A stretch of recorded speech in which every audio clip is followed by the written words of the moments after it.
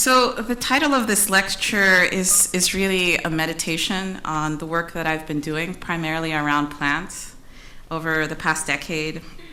And what began as sort of finding a technological use for a plant husk that was thrown on the roadside has opened up a much bigger journey around exploring our long-standing relationships with plants and how this dependency on them has shaped every aspect of our lives, including how we build. Plants have lived on this planet for a significantly longer time than us.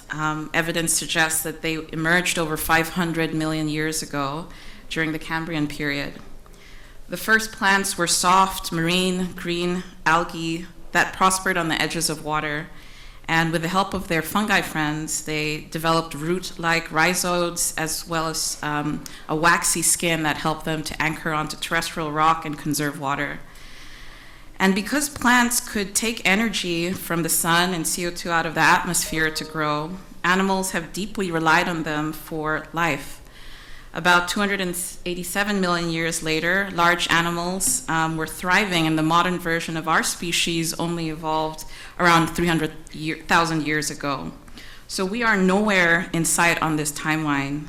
Plant families have essentially been residents on this planet 1,600 times longer than we have.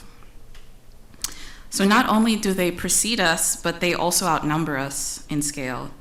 In a seminal study done 5 years ago, estimating the weight of all life on this planet based on carbon, when you estimate the weight of all living matter minus the water they contain, there is an estimated 550 gigatons of carbon of life in the world.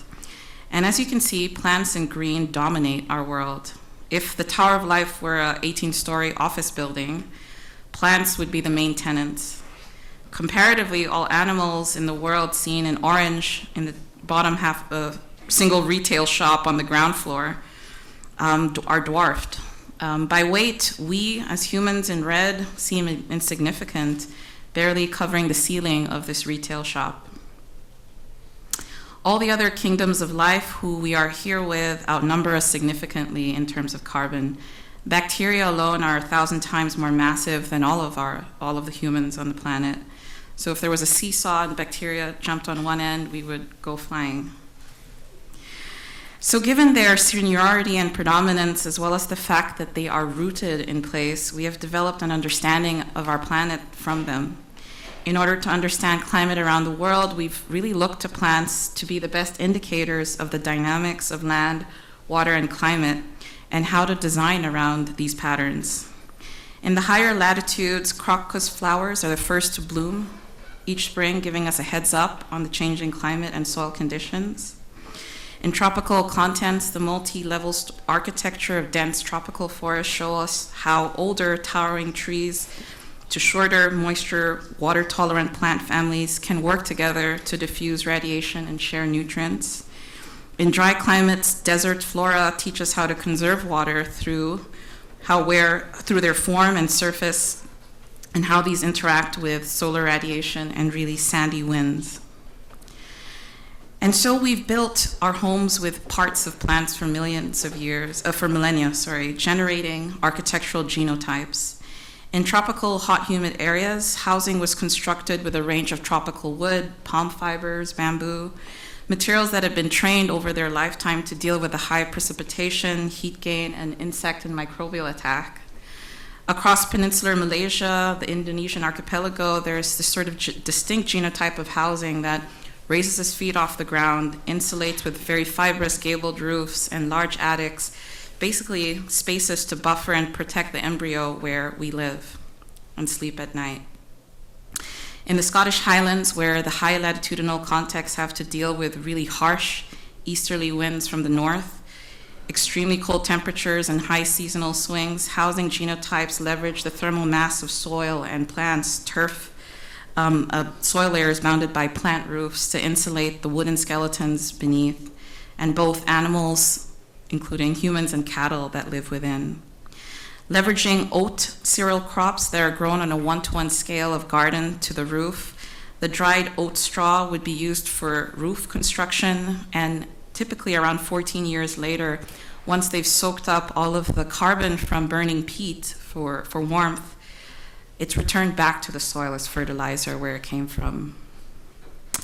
In the Peruvian highland in the Uros Islands, where there may be no other material resource but fast-growing aquatic reeds, some may call them invasive, reeds are used as a stand-in literally for land and for foundations, as building materials for small to large water-scale craft called balsas or caballitos de totora, little reed horses, as my best friend translated for me. And they're used as wall and roof assemblies. And so because we've built with these materials for millennia, today when we're bringing them and positioning them to enter a 21st century building materials economy, which is an incredibly rapidly paced, interconnected global market where demand is at a record high, this really requires us to rethink how we've typically grown, valued their byproducts, produced and integrated them into buildings, as well as their afterlives. And so tonight I'd like to talk about it in terms of three variations of how we understand scale. The first has to do with scaling up plant materials to meet the projected demand for housing of burgeoning populations and retrofit. The second has to do with this ratio of how many plants and which ones and how we might actually transform them. And lastly, to think of scale as a value system, because at the heart of what drives our use of plants is how we value them.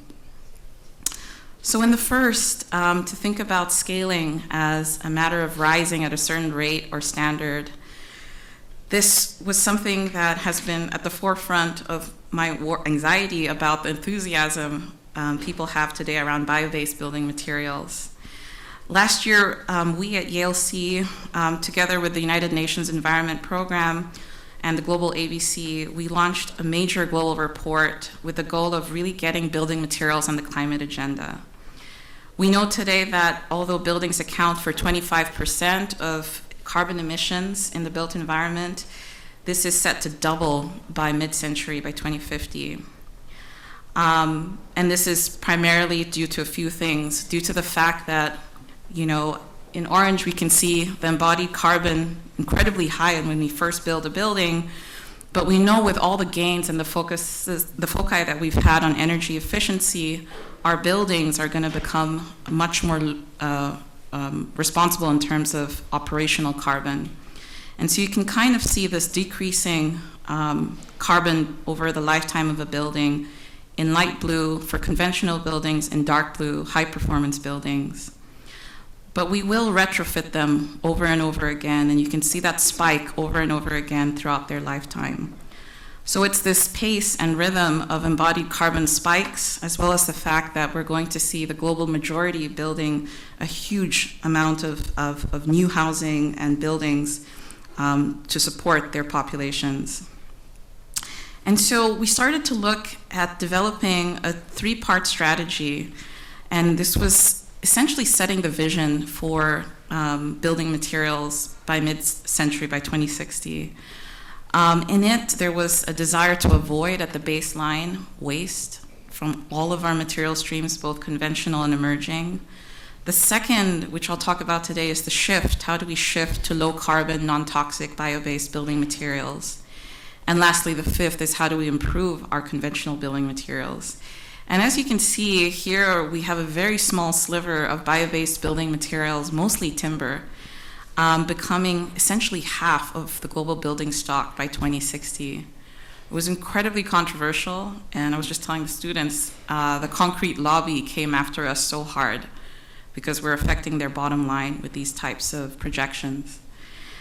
And it also worried me because, when we talk about, the impacts of the built environment and what it's going to demand from agriculture, it's going to exacerbate, the growth and importance of monocultures. And so a lot of this work has to do with addressing this and how we might consider alternative models to what could happen if we don't rethink our value systems around plants. And so the carbon story of plant-based materials is incredible. Initially, when we plant plants, they give off a little carbon, but over their lifetime as they grow, they're sequestering carbon through photosynthesis. And instead of prematurely burning them or composting them in the field, there's an opportunity to store a lot of their byproducts that are not used for food in buildings. We might be able to also reduce the operational carbon of buildings if they participate in the conditioning, the heat, thermodynamic behavior of our building envelopes.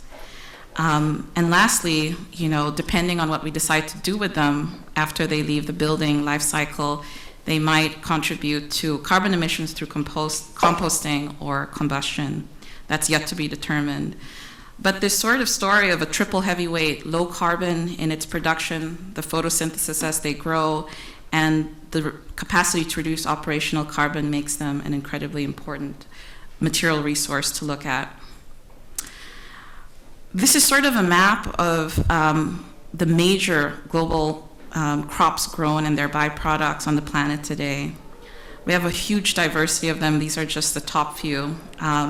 And you can kind of see that over half of everything that we grow on the planet are one of the big four: sugar, rice, corn, and wheat. And now we're going to see soy following close behind its older siblings. And this is incredibly problematic because when we look, for example, at the history of the big one, sugar, we'll realize what happens when we take an innocent plant found in the wild, a formidable plant nonetheless, that we sort of like certain qualities around, like sweetness. The wild sugar cane used to grow on the banks of Papua New Guinea, and it's what we know today as sugar cane. It was called pit-pit. It was an incredibly powerful plant.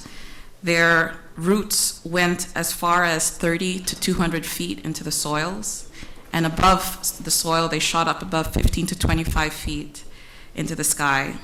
To survive pit-pits, these sugar canes, as they're locally called pit-pits, they would bind together and expand horizontally like a gang until they met the shade of a taller, denser group of plants. These plants have been plucked and chosen for medicinal, religious, and obviously sweetness properties, and have been transported around the world. Some of the most skilled farmers that started to farm sugarcane in a very biodiverse way in their gardens. There was close to about 20 different species of sugarcane in the typical Papua New Guinean farmer's garden. But they were able to nurture some of the most strong sugar canes with a lot of sweetness that became a replacement for honey. But our appetite for them grew as people began to become more familiar with sugar cane. Over time, they were brought to mainland China and India, and through empires, the Persian Empire, the Portuguese Empire, you can see they're spread throughout the Mediterranean, particularly in Sicily, and all around the coast of Africa, to Madeira off the coast of Portugal, the Azores, Cape Verde, Sao Tome, around the bend to Mozambique, and then to make it eventually to the Far East where trading was possible. But here in Madeira, in that island right over here, was really where the model for monoculture began, one plant above all. Sugar required the illumination of trees and any other plant. We know that as clear cutting today. It also was a very impatient plant, so if you do not squeeze the juice out of sugar cane within 48 hours, it begins to rot. And so when you've got a ton of sugarcane plants ready for squeezing, you need a huge labor force, and that activated enslaved African labor, to harvest these crops. And because this slave force needed to be fed, they brought their knowledge around growing rice. And so one super crop gives rise to another, or birth to another.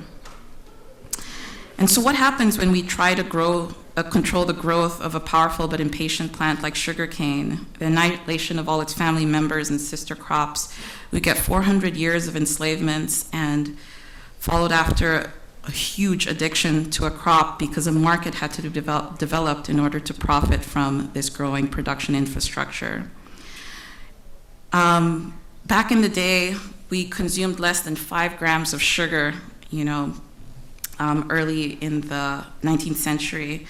And today we could consume close to 225 grams of sugar. It's in almost everything that we eat and drink. One might argue that the first crop I ever worked with, coconut husks, is part of this pattern of privileging one plant. And often when we see a super crop, something that becomes incredibly marketed and popular in our grocery stores, it's not necessarily just an economic success, but it's also a signal of a cyclical environmental crisis happening somewhere else in the world. But we really began with coconut because its husk was made of something quite unique compositionally. It had a lot of the structural stuff, the lignins, structural components found in all plant materials, and relatively low percentage of sugars, the cellulose. Basically, it's sort of a Peloton-loving Gwyneth Paltrow on a low-carb diet. It has a lot in terms of appeal in terms of a range of applications, particularly mechanical. And we've been friends with this crop for a very long time. It's grown across 89 tropical countries by farmers who make less than $1 a day. They've been used as a high-quality fiber, food, and filter, and a portable source of food and water. They've enabled us to voyage and establish trade routes around the humid tropics and beyond. In the last 2 decades, the world has caught on to coconut, fueled by global marketing campaigns and health trends. Many of you have seen Jessica Alba's Zico campaign, but it's been very effective. But it's not just coconut water, it's coconut oil, coconut butter, coconut milk. It's like, if you see my emails sometimes, my friends keep sending me new applications of coconuts, like in Forrest Gump, it's like shrimp this, shrimp that. I have it all, I'm sick of coconut. But really, the underbelly of this superfood coconut industry is the generation of a ton of agricultural waste, husk waste. In many cases, they form these high sort of hills and mountains. In Ghana, where I'm from, the husk it's actually legal to dump the husk in the waste municipal system because essentially they form huge problems with land compaction machines due to their strength and bulk density. And so this was a real opportunity to take what was essentially a land pollution problem that quickly became an air pollution problem when coconut traders had to find places to burn them illegally at night in order to get rid of their waste. And so in many senses, looking to coconut farmers to become an ally and coconut traders an ally in this upcycling enterprise was a huge motivation in the work. And coconut husks are part of a much larger family of materials, agricultural residues, that are going to grow in proportion to us as a species. 4 years ago, we grew close to 10 billion tons of crops to feed ourselves. And we know that about 60% makes its way onto our plates. The other 40 is lost between the farm gate and the field. So this is a massive resource that, as I mentioned, is prematurely burnt or composted back into agriculture early. And when you think about everything that something like the coconut has to do in its first life, it has to keep the luscious coconut meat and water, while dealing with high heat, high salt, high wind. So there's a lot of intelligence embedded in the husk material itself. Over the past decade or so, we've realized with a lot of biobased building materials, there are 1,000 different pathways, very unlike concrete, metal, plastic, steel, that are quite good at doing one or a few things. Natural fibers, natural materials have a range of applications. And so for us, understanding the spectrum and understanding which pathway to take depending on context was key and demand. So you can kind of see the trade-off between high density boards that are similar to things that can replace plywood or fiber boards, some as strong as oak, all the way down to the lower density materials. Coconut husk and the fibers and the pith make fantastic filtration media. Almost everything that we produce today in manufacturing is filtered through activated coconut carbon because they're super good at trapping and sequestering very small particles in air and water. The pith is also, and the fibers are fantastic desiccants, very good at absorbing moisture, just as good as the silica gels that you find in all of our packaging. And so this whole range of pathways we explored for applications in buildings. The pith, for example, could be a fantastic substitute for soil, particularly in places where flooding happens. Pith can absorb close to 40 times its weight in water. And here in Ghana, in the last large public park, Efo Park, you can see our development of a bioswale in the corner of the park that typically floods every rainy season. Here we embedded coconut pith as well as a range of flood-tolerant indigenous rice in order to deal with the flooding conditions on site. The pith and the fiber, when combined together, you do not need a glue, because when the pith is exposed to certain temperature and pressures, it melts incredibly uniformly to form a really robust matrix. And so you can eliminate all of these really toxic formaldehyde, isocyanate glues that we typically use in all of our wood products. And you can generate, as I mentioned, a range of MDF type substitutes. Depending on what the glue is, so pith is one glue. We also explored fungal mycelium, which I'll talk about in a second, and soy protein, which is a byproduct from the soy food industry. We can get a range of building products from lower to medium density. And the way we integrate them into buildings can also drive down carbon. Here you can kind of see in the last row the impact of the carbon impacts in terms of coconut post-agricultural waste relative to bamboo mass timber products, which I'm sure we'll talk about in the Q&A.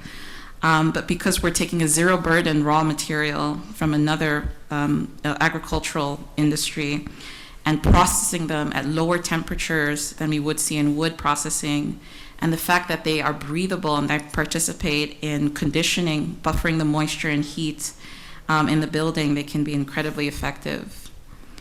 We also try to simulate and come up with new models for modeling what happens in these really dense materials.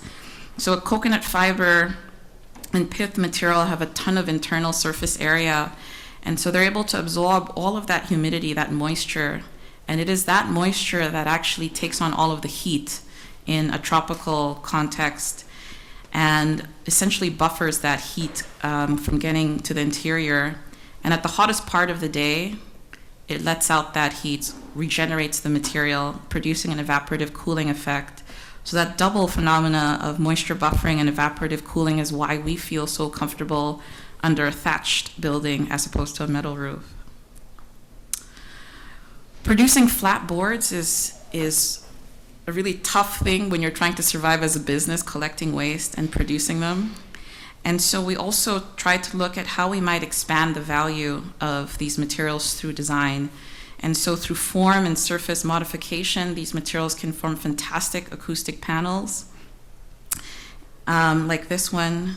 And we sort of explored ways in which we can also shift through design the public perception of these agricultural byproducts. Here you see one of my students installing it in a festival in Ghana, a contemporary art festival called Chalewate in the old part of the city.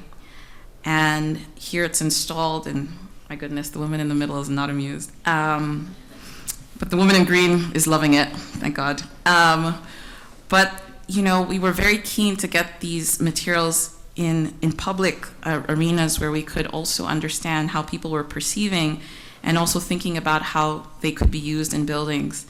The masons who came to visit this told us, actually, that looks like great formwork for concrete. And we're like, well, we weren't thinking about that, but thank you very much. But the strength, I think, the recognition of its strength was a huge plus. And we also tried to install them in places where they are situated as materials of the future. Here it is in the Museum of the Future in Dubai. Also thinking about how they might participate alongside, you know, state-of-the-art 3D printed hybrid assemblies. We also looked at how both activated carbon from the coconut, the fiber, the pith, could do the work they could do in terms of improving our indoor air quality.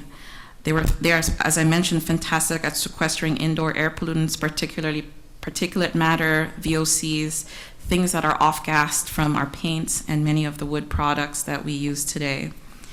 and exploring their integration as exterior facade systems, as materials that line the cavities of our ceilings, or new types of environmental modules where we could essentially control the flow of air into these cavities in order to clean the air.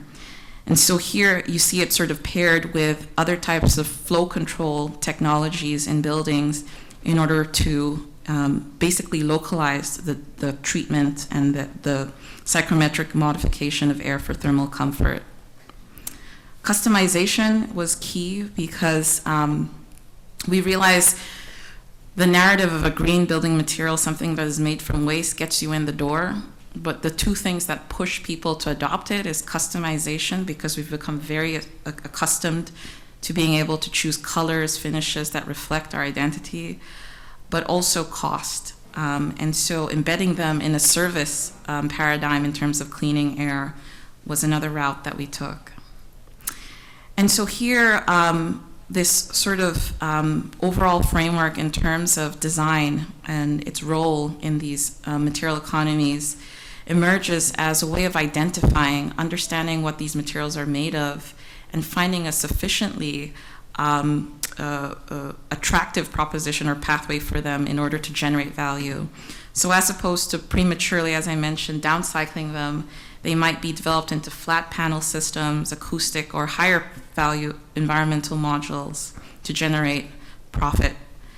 And the second is, how do we translate that value? Because we're also bringing in a whole host of actors, from coconut farmers, waste managers, seeing the land as an actor in the system, and all of which embody a whole range of capital, natural capital in terms of ecosystem services by coconut plantations and ecologies, cultural capital from farming cooperatives and waste management communities, who typically may not have professional degrees or accredited certificates that allow them to reap value for the knowledge that they have honed over generations.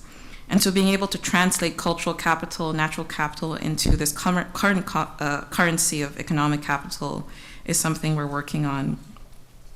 And that's key in order to circulate more equitably the profits in this ecosystem.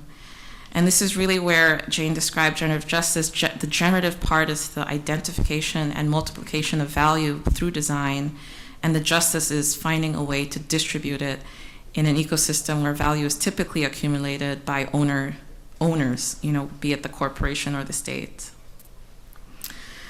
The other avenue for my work that has been incredible in terms of bringing attention to the cultural and social perception of these materials has been through art.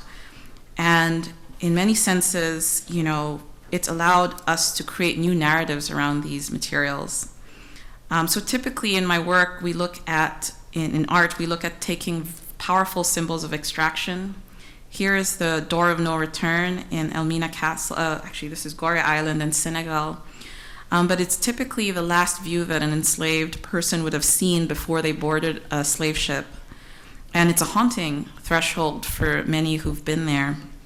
And so for us, it was important to take the material heritage of traditions, subsequent traditions of European bricks, Portuguese, Danish, British, Dutch bricks, and this view that looks out into the Atlantic Ocean, and instead flip that. What would it mean to reflexively look back at land, at ourselves, at the context at which we live in, and also to recompose that material ecology of bricks with coastal materials like the husk. And so this threshold of return was installed in ZT3 in Belgium, and it was a way of flipping that narrative around extractive labor practices to this material, and also allowing the material to degrade into older coconut material and eventually the pith itself. The second scale, looking at the ratio or the system of grouping materials by a certain type of standard or relative size, has been a question around which plants and how many and how do we process them. And in many senses, this has been an opportunity to explore how plant byproducts could be used collaboratively and match proactively to support new paradigms of biodiversity. So here, going back to that chart, we actually stumbled upon other bioadhesives mainly because we realized that no coconut is ever created equal the hard way. Most of the coconut husk we were getting was from a mature coconut oil industry in Ghana. And so the pith was it had a lot of lignin in it, and it generated really strong boards. It's very different when you get a coconut husk from Sri Lanka or India. Good luck. They're much weaker, and they're not as standard because there's not enough lignin. They're younger, they have more water. And so we started looking in upstate New York, where we were doing research, to a whole range of emerging bioadhesive companies. Ecovative, that is the world's leading manufacturer of fungal mycelium, the vegetative state of fungi, as well as E2E Materials in Ithaca that came out of Cornell that was working with a soy protein, and how we might be able to design to support biodiversity. So here you can kind of see, just as on a forest, you'll see coconut trees, very generous, skinny ones that allow plants below, like corn and mycelium, to thrive below it. How we also might be able to design materials proportionately. So you see these more rapid cycles of corn husk that form an insulative core, can be fed to fungal mycelium, and that actually forms the majority of the panel. And the more rarefied older coconut fibers are used sparingly on the interior and exterior in this sort of Kit Kat-like pattern. And so this is a way of also, through design, incentivizing multi-crop farming. It also introduced me to fungi. Fungi have been, for millennia, the species that have allowed us to move between land, water, plants as well, as I showed in the beginning, and also to help us return back to them. They play a huge role in decomposing many materials, including our bodies. Here you can kind of see mycelium eating, metabolizing the cellulose and generating chitin in a hemp fiber over the course of 5 days. And in our work with fungi, although I came to it pretty late, we were very interested in how one might be able to mix and match a range of crops. So one could take biomass from food industries, biomass from agriculture, even biomass from invasive species. Some might contain more cellulose, others lignin. Could we begin to understand how each could come together and get a relatively standardized material in terms of insulation or medium density fiberboards? And through my work, particularly with urban farms in the UK and Europe, we've looked at how to democratize and allow many stakeholders in cities who generate a lot of these biomass waste, how we might be able to activate growing, right on site. And so this project with the Royal Institute of British Architects in Liverpool was where we developed these grow-it-yourself kits. They're human scale, very light, using recyclable plastic. The nutrition that is added to the fungal substrate is really bread flour from your kitchen, but incredibly accessible. And over the course of 3 weeks, we worked with 200 participants from around the city, from middle school to elderly urban farmers, to grow essentially a range of panels that essentially are grown on site in the gallery. There's a mycelium construction site. And it's used to grow the actual entrance of the exhibition, which was essentially a tunnel, a mining tunnel that symbolized the history also of mineral extraction in that area. With the Luma Foundation in the south of France, where they're looking at bioregional design opportunities, we're also able to expand, as I mentioned, to look at invasive species as well as food products. So here, working with a community kitchen, we developed a hierarchy of microcomposites, materials that were made from large-scale waste from the farms that form the basis of the wall, the base panels of the wall, and the more faster-flowing biomass coming out of cooking, everything from lemon peels, garlic, onion skins, forming more small-scale objects that were made by objects and molds that were found in the kitchen itself. In studio, we do a lot of work in architectural studio. designing larger scale structures with mycelium, and here using everyday objects, again, around access. So these are we have a lot of Home Depot buckets still. It'll never leave us. If you need any, happy to donate them. But here we grew with 2 sizes of Home Depot buckets, a range of mycelium cylinders to understand the thickness and the air cycles, within a formwork like that, and how they might be agglomerated using recyclable materials, recycled wood, and wires that we use in the building industry to form a distributed approach to load on the system. We flipped it into a bowl, essentially installed in a beech tree forest where honey mushrooms were grown in Sonsbeek in the Netherlands. Kind of see it over there. And in the process of doing this, we also realized the emergence of another type of enterprise, somewhere between agriculture and architecture, that was emerging. And so for designers today that are growing, we're able to use our traditional conventional tools that we use, CNC mill, specific forms, whether acoustic or aesthetic, in order to generate these really intricate grow trays. They're vacuum formed into these grow tools where you can recycle that plastic over and over again. And you're able to fill them, essentially. We send off these trays to this new type of enterprise. They're called magical mushrooms. That's the name of the company. Fantastic. But essentially, they take local agricultural waste, infuse them with liquid mycelium, and they're grown over 5 days in a mycelium factory. It's a very different experience. It's quiet. Smells like mushrooms. I'm sick to death of the smell of mushrooms. But it essentially is grown into, over 5 days, this very light material that can be used to replace styrofoam or low density, sort of insulation in the built environment. And this was for a range of exhibitions, again, in Europe. And lastly, the last scale is really about this value system that we have in terms of valuing plants. Here, this work really began with the textile industry in Ghana. We had been working with a fantastic company called Global Mamas, and they began as 6 women, and now we're close to 600 women. But they essentially are home-based enterprises, women who dye high-quality textiles at home and export, as well as serve a domestic market. In some really successful cases in urban areas, the women would come together to produce. But one of the byproducts of that is really toxic textile wastewater when they're dyeing together. And so they had hired my company, Willow, to look at ways to treat their toxic wastewater because the EPA had come down on them in terms of smell and all of these heavy metals that were in their wastewater streams. The conventional materials that could be used, chemicals that could be used to treat their wastewater, was essentially a lot of aluminum and iron-based chemicals. They're toxic to our skins, and they're very expensive. They're also terrible to inhale when you're using them, or polymers that are incredibly inaccessible.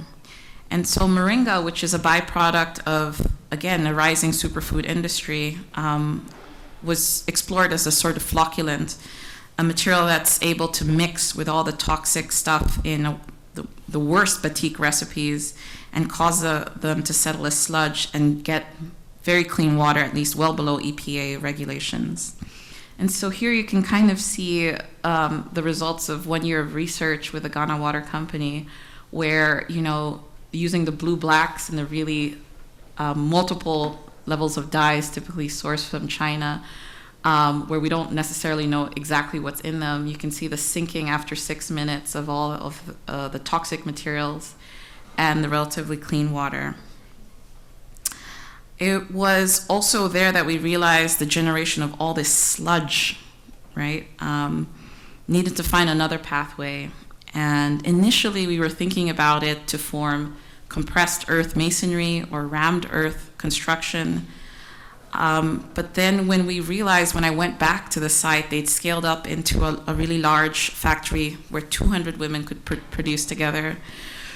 You begin to see the problems of that scale of sludge that's produced. And it was then you realize you're not necessarily doing anything but treating the symptoms of a very toxic system, and instead you have to go back to redesign the very dyes themselves. And so this changed a lot our direction in our work, and it basically began to center a very different criteria for material design. How could we actually design materials to have soil health as the ultimate goal of multiple intersectoral life cycles? And in many senses, it's a different approach to what we're doing with bio-based building materials, although it's part of it. We don't have the luxury of working with, bio-based materials alone. We've generated a ton of muck, plastic, textile, masonry waste that we also have to figure out how to work with today. And so relative to bio-based materials, which prioritize where materials are from, soil sister materials look at where materials are going and work backwards. And I'll end the lecture by talking about these material classes that have emerged as part of the Soil Sisters research: the carbon sink, the material bank, the non-toxic circular, and the regenerative material. As a good example of carbon sink, you looked at biomass like coconut husk. Instead of these materials being burnt or composted, they are stored in the building, delaying their emissions into our atmosphere. Mass timber is very much in this category, as well as a ton of these agricultural residues and working with biomass substrates. One of the key things in this area that is a huge challenge today is the fact that we pump these materials with a whole range of, they can be incredibly high carbon, as well as use a ton of toxic materials in order to make them live longer, and I'll talk about that in a second. But a lot of our work is thinking about what are the end of life of these materials and how we make choices around what goes into them, to also think about how they're emitting carbon at the end. Because make no mistake, we're delaying their emissions, we're postponing and buying ourselves time. The second is non-toxic circular, and for me, microcomposites are a huge advocate for this material class, because they have appetite for everything from polyurethane plastics. There's a strain of mycelium found in the Amazon that will digest polyurethane. We have strains that eat crude oil to dig up oil spills and microremediate. But again, we use a lot of biomass building materials. We feed them to lignocellulosic loving fungi in order to generate, as I mentioned, everything from low density bricks to things that can be pressed, rammed, heat and pressure treated to 3D printed in order to generate building materials. One of the biggest problems we have in this work is the fact that this is really relying on a lab infrastructure. We're sterilizing, we're refrigerating, we're drying in large-scale ovens, and that can drive up the carbon emissions by quite a lot. And so how to think about a new paradigm for microcomposites that actually moves away from this reliance on plastics and high-energy refrigeration is key. Another type of non-toxic circular are earth masonry. A lot of our progress in earth masonry has started to use cement as a glue, and that actually drives up emissions but also reduces its structural strength in many ways if you compare it to what is achieved by a hollow masonry block.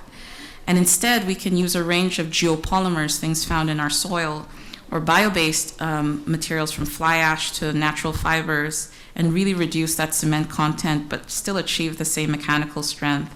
Because once we put cement in there, we make it impossible to recycle. It's very difficult to get that material out of the mixture, and it compromises the circularity we've always associated with traditional masonry systems.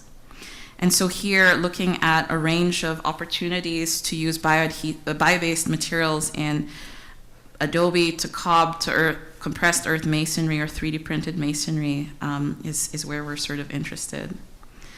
More recently, we used compressed earth blocks with biofibers in the studio of Ellen Natsui, who I mentioned in the session right before, has been a mentor and a North Star for me. He's a famous Ghanaian artist and sculptor that leverages waste products from commodity value chains like bottle caps, metal bottle caps, and he's able to flatten them and find a new vocabulary of sewing them together into these large hanging sculptures. And for me to work on his studio was an honor. And in many ways, he wanted something that was incredibly passive. He did not want any mechanical conditioning, and the scale of his structures essentially led us to design a warehouse with the ceiling of a gallery, really good daylight. And so here you can kind of see this sort of multi-directional roof bringing in daylight, but also this sort of central axis, a ramp through which a lot of his materials and finished products could flow in and out of. We wanted to make the entire building out of earth masonry, but couldn't because no one could work on this timeline. Elle wanted the whole thing built in 6 months, and it's the size of a football field, and yeah, no one would take that risk. But we were able to recompose that central artery with a sort of ventilated earth masonry bricks, and buy this company time to start working with this bio-based supplementary cementitious materials in them. Material bank is another material class which essentially takes the load off land by developing a whole range of low carbon materials. So paper waste is one thing that can be used using starch as a glue and can be compressed with nothing but a card jack in order to develop relatively strong panels that can be used for interior applications, furniture, and again, eliminating some of the toxic glues that we've typically associated with paper products is key here. This was sort of a studio I ran with a colleague, Gustavo Krembel, at RPI, where I used to teach, and the students built this as part of the studio, taking over the entire art gallery to produce the panels and assembling it out on site for the studio. Textile waste is a huge opportunity as well. Ghana is the world's second largest importer of used clothing, and that quality is decreasing over time. And so here, similar to the paper, we're using cassava starch as a glue and finding out ways to shred, sort, and recompose this into a whole range of fiberboards that can form acoustic panels as well as furniture. Initially, we were pressing with heat and pressure, similar to the way we were doing coconut fiber boards, but very quickly we realized the energy infrastructure is incredibly unreliable, and so we actually went back and redesigned the process where we don't use any heat, high-grade heat or pressure. We actually dry the material over 48 hours at a slightly low temperature in order to generate these large sheets that are actually quite strong and can be used for panel and furniture applications. And lastly, this is an area that, for me, has been ushered in by looking at color in a much more generative sense, because color is a product of mineral and plant ecologies, and they are able to very specifically react to changes in season, what's in the soil. We can get a whole range of color from plant-based sources and soils. And so we've explored their use as dye baths, where we might soak earth masonry. We might be able to combine plants to achieve a whole range of tones. We also might use them as dye pigments, dyed renders, or masonry tinting in order to also shift and expand the customization options around earth masonry. For me, there's a lot of commonality with understanding the value of plants, with the way we understand the value of what we eat.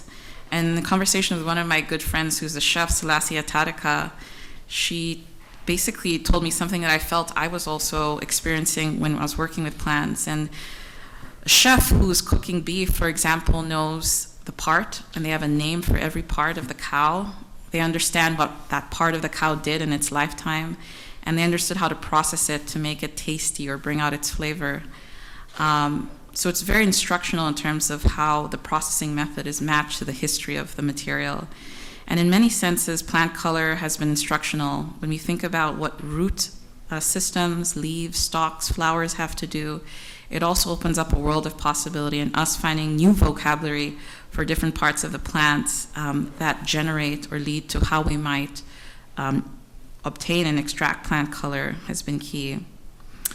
And so just as we have Pantones, I said this in class, we also have plantones. It's a bit corny, I know we need a better thing for that, but anyway, plantones, deal with it. change throughout the seasons, right? So one plant over winter to spring, summer, fall will have very different colors. We can shift that color with different mordants, natural mordants. So here, aloe vera, for example, the roots of aloe vera can shift from pink to this sort of forest green with interaction with natural mordants or even salt. And that opens up a whole possibility, a new type of color catalog for color and its application on textiles and building materials. The goal of our research project is to open up this open source platform called Soil Sisters based on areas that we're working with and known practices of regenerative farming in order to help match some of these architectural applications to material inventories that are available. To wrap up, for us, design of soil health is an intersectoral and ecosystemic design project relative to our contemporary material paradigms, which value is solely generated at harvest, multiplied at multiple points of sale, and after which value steadily decreases throughout the lifetime of a material. An integrated life cycle approach drives new metrics in which value is created at strategic points across multiple material lives. And its ultimate value is measured by how we design the proportional use, life cycle timing, and impactful integration of a broad inventory of building materials for soil health outcomes. So I'll end there and look forward to questions. Thank you. Thank you so much, Mae-ling. That was, I thought I kind of understood some of the work, but I love that presentation so much, to be like totally immersed in these videos and the plants and your description of them. I feel like your presentation kind of enacted the way you want us to think about building. So that nothing is kind of inert and dead and like single use, but everything like from the plant, from like understanding I love this, like each part of the plant and how it's tasty or how it's tender, and how people and other species have used it, to like how it's how it's heating and cooling in your roof and how that makes you feel. So I think that is so powerful, both because it's engaging, both because it's like interesting but it also like I think it is a paradigm shift to not think about stuff as dead, basically. So I'm still kind of like taking that in. But I know there's going to be so many interesting questions and observations. So I actually just would love to open it up right now. So hard to see. Does anyone have any? Oh, that's great.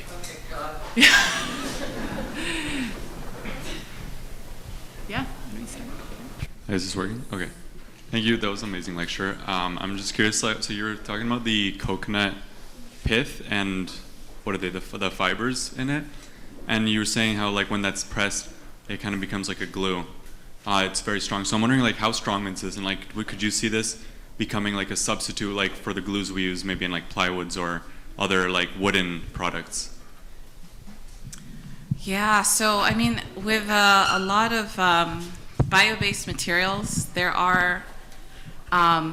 It's essentially a process called lignification, and that happens through very specific high temperatures and pressures. With our material, the strongest I ever got, but I've never been able to replicate, was oak, the mechanical strength of oak, and that was from the older coconuts, from the coconut oil industry in Ghana. But we have a colleague who works on like super engineered wood through using lignification, and essentially they can replace steel.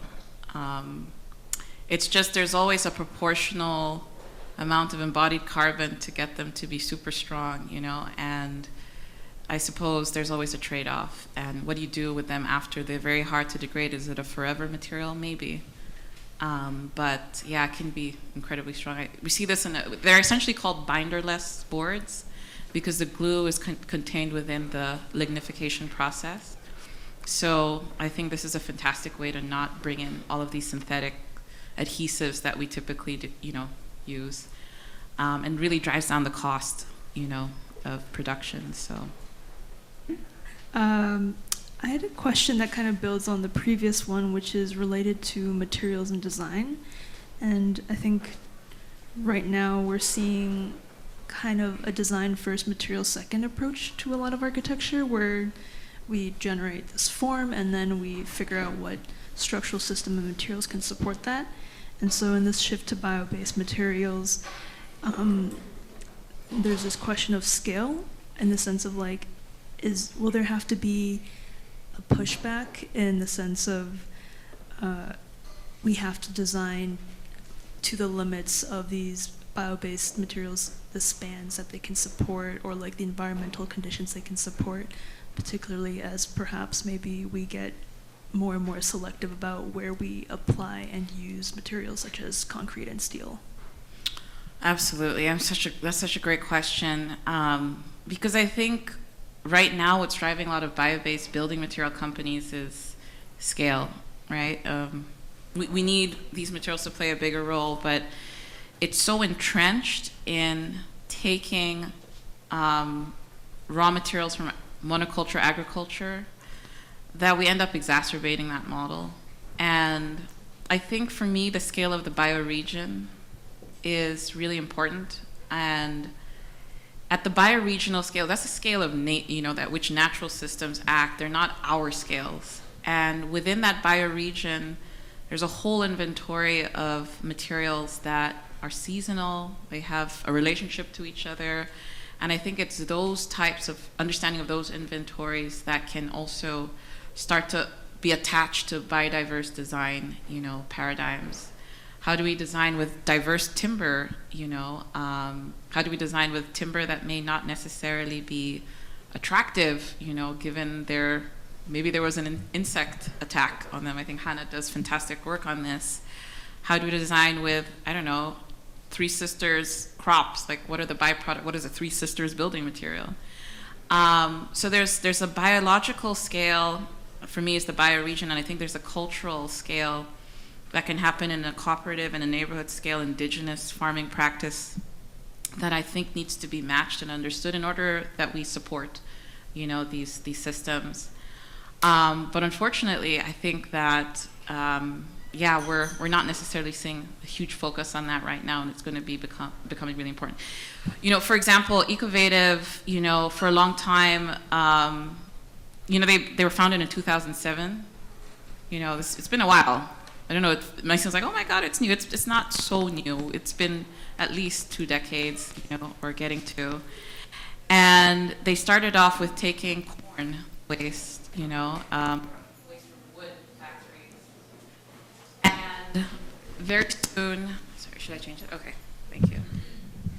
Because these industries didn't necessarily care so much how clean that waste was, they were spending a ton of money on cleaning it. And eventually, they started to look at hemp, because upstate New York was experiencing a resurgence of hemp farming, and the waste, again, very dirty. And it came to a point where they're like, actually, this is too expensive. We're going to import our hemp waste from the Netherlands that has a fantastic, mature hemp industry and the right processing to get clean waste.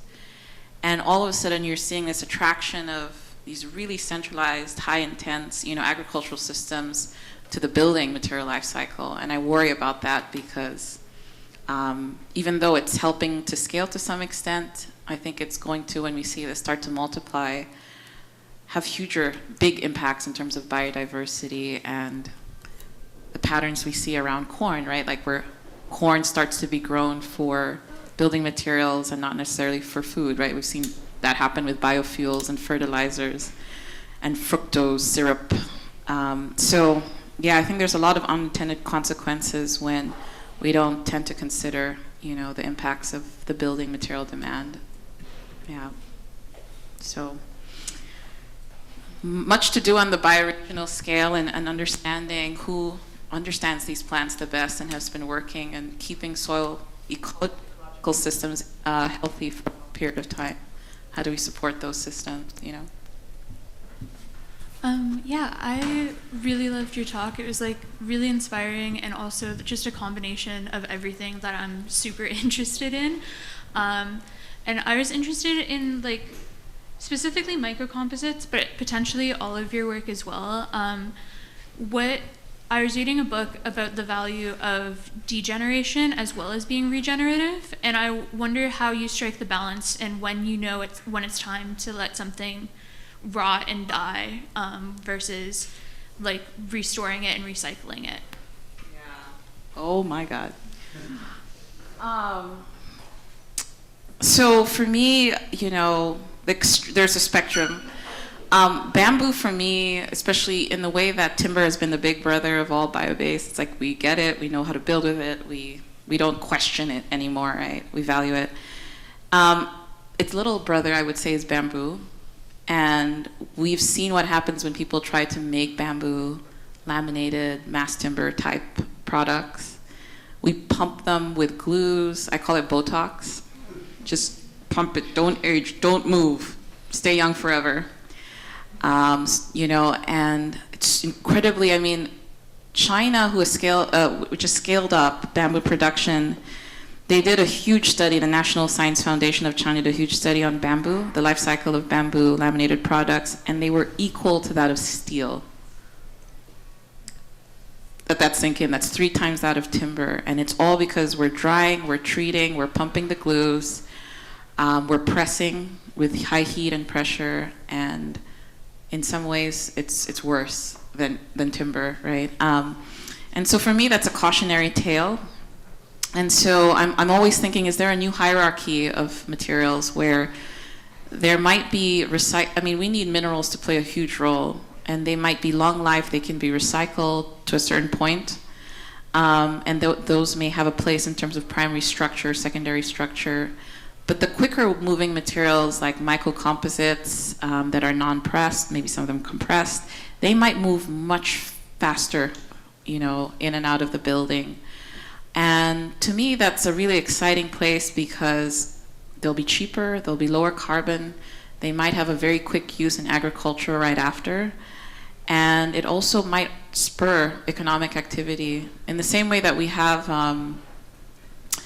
companies that own carpets and they have a service contract with the building owner. They take care, they give you a good product because they own it and they'll continue repairing and replacing it. I think we need those types of enterprises around bio-based building materials.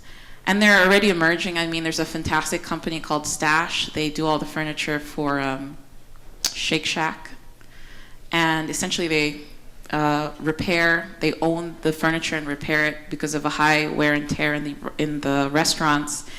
And that's a huge opportunity for architects to move away from their traditional position and open up other entrepreneurial activities. And so I think there's a range of service lives, and when you start to see that carbon balance, right, carbon emissions going way above the carbon sequestration, for me that's always like a tipping point. Maybe there's a boundary in terms of its lifetime and its use, and there's another type of economic model. They don't have to be there. We're retrofitting faster and faster rates anyway. So yeah, I don't know the exact number. It depends on different materials, but I think that's a whole lot of work to also be done to understand, you know, how good a material is and when it's prime for entering another material life cycle. Thank you. Thank you very much. Fantastic presentation. Thank you for showing us the value of plant. My question is more broad. What was the genesis of this bio-based research, the circular, approach, and when did this start? And what role did education, School of Architecture, play in facilitating this interest? How has collaboration with research institutions, your role at Yale University, and propelled this research, grants, research labs, institutions. So how? It's all in one question. And then there's another one. Maybe I should let you answer that first. Thank you. Wow, that's like my whole life story there. I think I mentioned it in our talk right before that. I think in the second year of my PhD, I had a crisis moment where I was like, I am not working on anything that means anything to me and will never make its way into buildings in West Africa. And so I went home, go home to mom because she helps. But no, my father had just passed away, and I was back home in Ghana, and honestly, I was having a coconut. I'm not even joking. And they were piling up all of those husks on the railroad tracks, and I was like, what are you guys doing with that? And he's like, oh, we got to find a way to burn it near this school, the French school, at night. I'm like, you carry that on a wheelbarrow to go burn it instead of, like, what are you doing? That's so much work. And anyway, I basically stalked this guy. We went to his village. I understood the coconut economy, and I just decided when I went back to, when summer was over, that I was going to work on agricultural waste. There was an inactive research area on agricultural waste at a case where I was studying at the time, but no funding. And there was a flyer out in the engineering building, do you need money for prototyping? And I was like, yes, I do. I didn't care what it was, I just submitted the application. Turns out it was New York State's first incubator program around climate. They were trying to create and spur basically the Silicon Valley for climate on the East Coast. And I was one of 10 participants in this. I had a coconut board the size of a 2x2 square inch. It was nowhere near ready to commercialize. But I think I talked my way into the grant and realized very quickly I was not ready to commercialize, but I went through the process. It was terrible to begin with because business people have to pitch what you're doing in 10 slides. Architecture students know nothing about that. We got to give you the whole history and the methodology. No one cares. And so one of the outputs of this was also to start a business. So I started a business in my PhD just to get the money to do the prototyping. But it took me down a whole path. I found these veterans in manufacturing in upstate New York, one of which was E2 Materials in Ithaca. And in many ways, they took me under their wing in terms of manufacturing, in terms of production, pitching, what the business product could be. And I'm really grateful to them. Everyone was over 50 and retired from Xerox and Kodak and other types. So it's like, what the hell am I doing here? But it was a whole pathway. And the academic-industrial alliance became a very important one for me, and the academic community alliance with coconut traders became very important for the work that I do. And I think, RPI was fantastic, but for me it was very much a polytechnic, obviously. And Yale opened up a respect for the humanities, to value all of the social sciences that go into understanding value translation and the deeper cultural meanings of these materials. Yale also has a fantastic Africa initiative. Yale in Africa has a lot of support, and for me, I wanted a way to have a foot, with teaching and projects in both worlds. And so through the Center for Ecosystems and Architecture, you'll see our PhD program is a way to bridge, undergraduate, master's, PhD research, and also be immersed in experiences, built experiences in West Africa, but around the world as well. So it hasn't been a straight shot, but I think I've enjoyed every step of being at RPI and that crazy incubator program. They're still very good friends, and in many ways makes me believe that there's a way for transatlantic industrial collaboration, because they all contributed to shaping, all of those coconut products. For me, it's a matter of resilience, because for young coconut upcycling companies in West Africa, the market is not necessarily ready there. And having a market abroad where these products are accepted, it gives them, a start. And that having that domestic and foreign market has been really important, to sustain the life cycle of these technologies, Hope that answered part of your question. Yes. Thank you very much. You did well. Thanks. I think adding on to Toby's question, I'm really curious about something you said just at the end there of this importance of having foreign markets for these startups in West Africa. And it's a bit of a business question, economics question, and climate change. Right now we're seeing with mass timber, because it's this kind of material of the moment, that it's very popular, but we're starting to see issues where, for example, the mass timber look is produced by certain types of wood, typically coming out of Quebec. And so these, for example, American firms based in Texas or based in Kansas, wherever they're designing for these projects that are halfway across the continent, and they want the Quebec mass timber look. And so there's a lot of carbon implications in that. So understand that right now there's a lot of value in selling these coconut products to foreign markets to establish and mature the industry, but do you see in the future potentially that these kinds of coconut materials will be something best limited to perhaps tropical tropical climate countries from which they're sourced, and then there's like certain kind of material climatic boundaries of products to manage carbon emissions? Absolutely. I mean, such a great question. And I think it touches on, the monoculture thing, right? There's like 2 species of mass timber, Douglas and cedar, I think, right? It's not mass, it's just 2 monoculture timbers, right? And the aesthetics that drive the consumption of it. And I think it's not necessarily, I don't think we can go back to a world where everybody is just producing for themselves and not trading. I think we're missing out on a whole range of opportunities and a dimension of resiliency.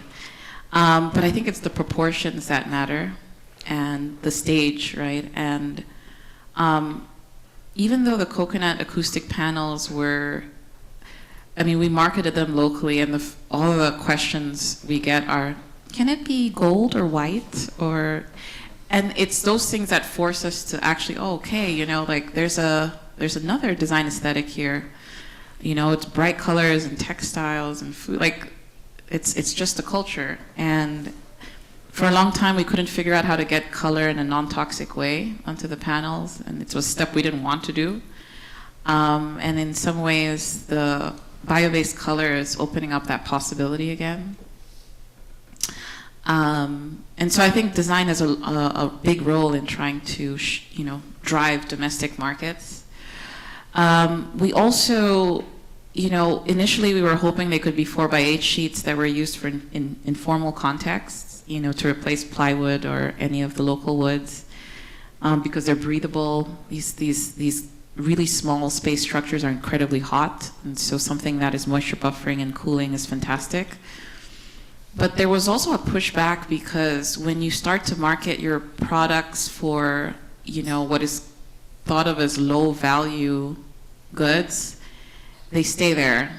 And so, there are 2 ways. One is do you start high value luxury and allow it to trickle down so there's market acceptance?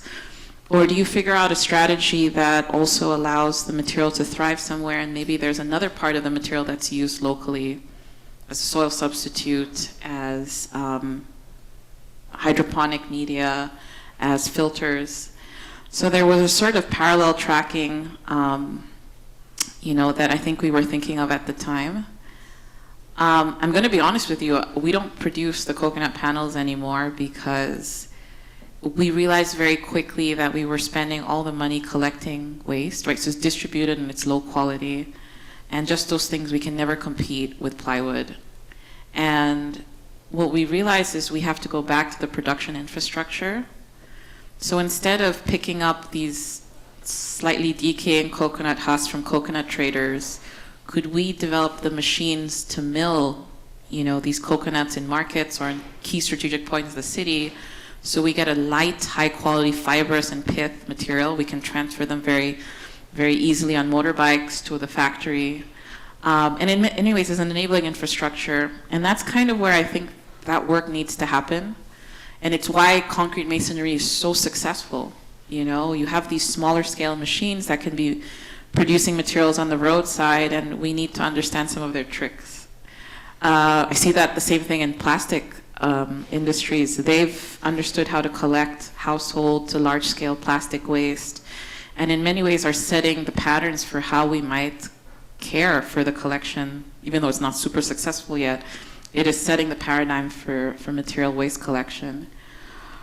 So I don't know if that answers your question. I think we're struggling, right, with how to approach this to begin with and go where the market is in order to buy some capital and do ultimately what you want to do, is just serve a domestic market that needs it the most at an affordable rate.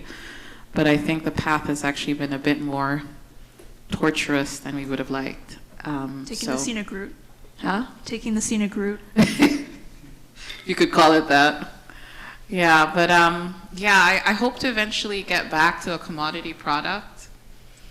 But I think the work around machines are so important. Like, we're milling everything we're getting with machines that are used for other plants. All these plants are incredibly different. We've got to figure out how to process a very specific plant a specific way. And so there's a lot of work for design in that right now. It affects ultimately the quality and type of product you can get. So yeah, a whole new frontier, I think, around the production infrastructures and at what scale. But yeah, my mom watched me spend all that money. Thank you. Startup trauma is what we're going through. Yeah. So you mentioned about waste, retrofit, and projection in the next, say, 2050. Where do you see the future of biobased material research, and what role do you see schools of architecture playing in, like, frontiering and, you know, inspiring, you know, this kind of, you know, initiative? So yeah, thank you. Yeah, I think architecture schools for me are an opportunity to really think the fundamentals of materials, how the materials we're working right now don't necessarily appear in our textbooks, they don't appear in our codes. And I think it starts there with normalizing their use, experimentations, developing our own methodologies, and through studio, through design build, really being able to embody, you know, the experience of building with them, the problems as well as the opportunities. So I think in a way, architecture will be a way of inoculating and taking the risk out of, you know, doing this out in the real world to begin with. Sometimes I see students get disillusioned, you know, with things like mycelium because it doesn't do what you want it to do and it has a life of its own. It's gonna get infected. Good luck if you go away for the weekend. Forget about it, you know. You don't clean your formwork properly. Good luck, you know. So I think, you know, there's opportunities for architectural pedagogy to really bring in these materials and normalize them. I think retrofit is a wonderful opportunity because it also engages all these things that we're learning about today, how to take the vital signs of a building and understand how we might be able to strengthen it, to modify it according to different programmatic uses and how materials can play a role in different parts in them. So I am very excited about, you know, some of the work I'm seeing around you know, United States. I'm keen to know whether stuff is happening here too. But ultimately, I think this is an interdisciplinary and intersectoral collaboration, you know, and so to the extent that we can start to bring in expertise and knowledge from other fields and people outside the academy, the more successful I think we'll be at, you know, bridging these material lives. But it's a hard thing to do. Academia is a highly structured place and it's, you know, slow to change, but I think I'm seeing this happen more and more, you know, in different schools, so I'm optimistic about it. Thank you. Thank you, Mae-ling.